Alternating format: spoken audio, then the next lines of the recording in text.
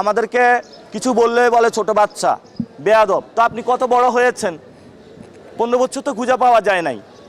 তলে তলে হলো ব্যাংক ব্যবসা করেছেন, বিভিন্ন কাজ করেছেন, ঋণ খেলাপি করেছেন, 21 কোটি টাকা একটা ব্যাংক থেকে নিয়ে গিয়েছে। আবারই বড় জোর গলায় বলে আমি অন্য দলকে আসতে দিব না। আপনি না আসতে দেওয়ার কে? জনগণ যাকে চায় সে হবে। আমাকে যদি জনগণ না চায় আমি হব না। আমি আর বেশি কথা বলবো না আব্বাস ভাই সম্পর্কে। ওনার প্রচুর আমলনামা আমার কাছে আসতেছে। আমি ওনাকে একটা সুযোগ দিয়েছিলাম যে উনি দ্রুত গতিতে সংশোধন হবেন, জনগণের টাকা জনগণের কাছে ফেরত দিবেন এবং তারপরে সংশোধন হয়ে নতুন বাংলাদেশ গঠনে উনি আগ্রহী হবেন।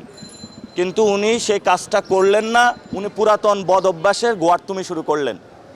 তা আমি ওনাকে আহ্বান করব, সময় এখনও আছে সংশোধন হওয়ার।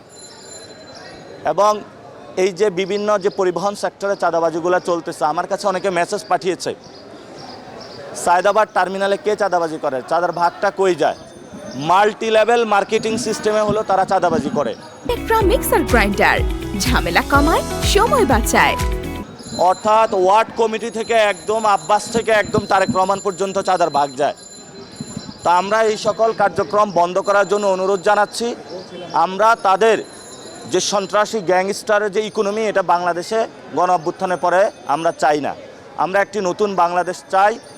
আমরা আগামী 5 দিন হলো ভোটার যোগ করব, অর্থাৎ একদম ক্লোজ টু ভোটারের কাছে যাব এবং ভোটারদেরকে গিয়ে এটা বলবো যে আপনারা নির্ভয়ে ভোট দিতে যাবেন ভোট কেন্দ্রে।